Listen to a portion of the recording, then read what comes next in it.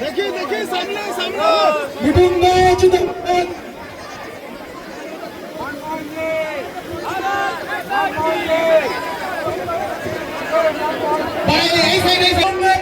আমরা প্রকাশ করছি মাননীয় নেতৃত্বে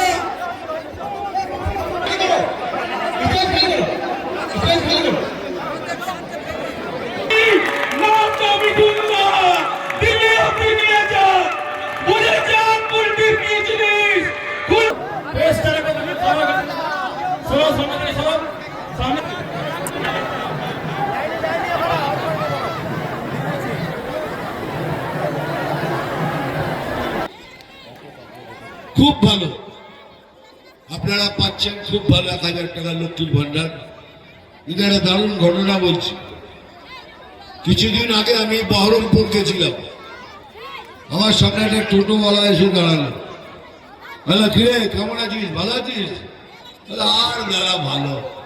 কেন কি হলো? 1000 টাকা করে লক্ষ্মীর ভান্ডার পাচ্ছিস? বলে পাচ্ছি।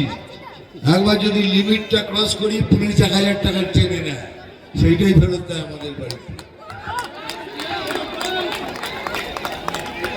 এই হলো লক্ষ্মী ভান্ডার। আপনার থেকে নিচ্ছে, আপনারই পয়সা আপনাকে ফেরত দিচ্ছে। কিন্তু লক্ষ্মী ভান্ডার ভালো, নেবেন, দিলে ছাড়বেন না, ওটা আপনাদেরই পয়সা। হুমায়ুন কবির সাহেব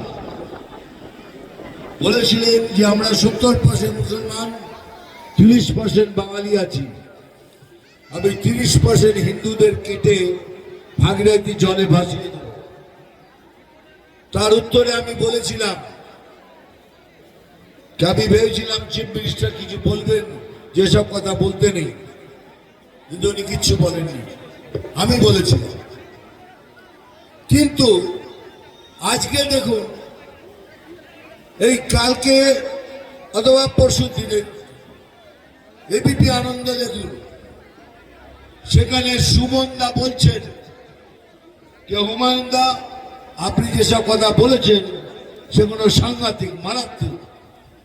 70% মুসলমান, 30% মুসলমানকে কেটে ভাগীরথী জলে ভাসিয়ে দেবে। তার উত্তরে হুমায়ুন দা কি বলেছেন জানেন? উনি বলেছেন এসব আমাকে নেত্রী বলেছে বলতে। ভাবতে পারেন? এটা বলেছে। যদি বিশ্বাস না হয় এবিপি আনন্দে সুমনের কথোপকথন শুনুন, সেখানে শুনতে পাবেন। কিন্তু একটা কথা বলে রাখি, এখন সময় এসছে, এটা আমাদের বাংলা, এই বাংলাতে আমাদেরই থাকতে হবে। আমাদের কোথায় যাওয়ার জায়গা নেই, ওদের অনেক দেশ আছে, তো আমরা কোথায় যাব? আমরা হিন্দুরা কোথায় যাব? সেই জন্য বলছি, এইবার সবাই মিলে এক ছাতার নিচে এসে বিজেপিকে ভোট করুন। কেন বিজেপি একমাত্র পার্টি যারা লড়ে ক্ষমতায় আসলে পরে আপনাদের সবাইকে রক্ষা করতে পারে। সেই জন্যই বলছি বারবার, সবাই একত্রিত হন। এত সোজা নয় বাংলাকে বাংলাদেশ করে দেওয়া। যতক্ষণ এই শরীরে এক বিন্দু রক্ত আছে, कोई माई का लाल ये नहीं कर सकता। ওখান থেকে তাড়িয়ে দেওয়া হয়েছে, ওখান থেকে তাড়িয়ে দেওয়া হয়েছে। কাল যদি সেই ঘটনা আমাদের সাথে হয়, তাহলে আমরা কোথায় যাব? কোথায় যাব? আমরা সব জায়গায় দাদাগিরি চলছে। এই জন্যই বলছি, আবার বলছি, সবাই একসাথে হয়ে লড়বেন, একটা ভোটও যেন ওদিকে না পড়ে। আমি এখানে দীপ্তনুদাকে বলছি, আমাদের প্রেসিডেন্টকে ভালো করে লড়ুন, আমরা 7টা থেকে 7টা সিটই পাবো।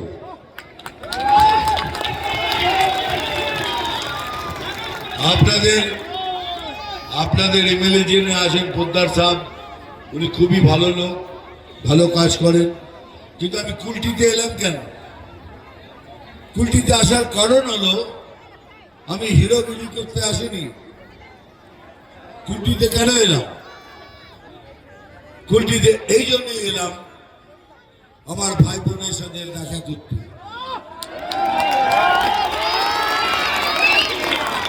আপনারা আমার ভাই বোন বন্ধু, আমি তাদের তো দেখা করতেই পারি। দয়া করে কথাগুলো বলতে এলাম, বারবার করে বলছি, আবার বলছি, যদি কোনো মনোমালিন্য আপনাদের মধ্যে থেকে যায়, আমাদের কার্যকর্তাদের মধ্যেও, তাদেরও হাত জোর করে অনুরোধ করছি, কিছুদিনের জন্য মিলিয়ে নিন। ইলেকশনের পর দেখা যাবে যা হবার হবে। আপনাদেরও রিকোয়েস্ট করছি, এই জন্যই বলছি, ভোট করতে হলে সবাই মিলে ভোট করুন। আমি কমিউনিস্ট পার্টিতে যারা হিন্দুত্বকে বিশ্বাস করে তাদেরও রিকোয়েস্ট করছি, কংগ্রেসকেও রিকোয়েস্ট করছি, এবং তৃণমূলে যেসব হিন্দু ছেলেদের বিবেক আছে, যারা দুর্নীতি করে না, তাদেরও রিকোয়েস্ট করছি, সবাই মিলে এসো, আমরা একসাথে ভোট করি, ভোট করে এই সরকারকে জীবনের জন্য বিদায় দিই। मैंने यहाँ तक अभी यही बोला कि हिंदुओं पे अत्याचार हो रहा है, ये नहीं होना चाहिए। ये सबसे रिक्वेस्ट कर रहा हूँ इसको बंद कीजिए। एक दिन ऐसा आएगा कि सब जाग उठेंगे, तभी लोग मुश्किल होगा।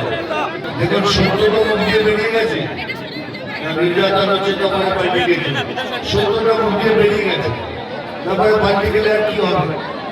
সত্যকে কেউ রুখতে পারে না, বলেছেন যখন ওটাই ছিল।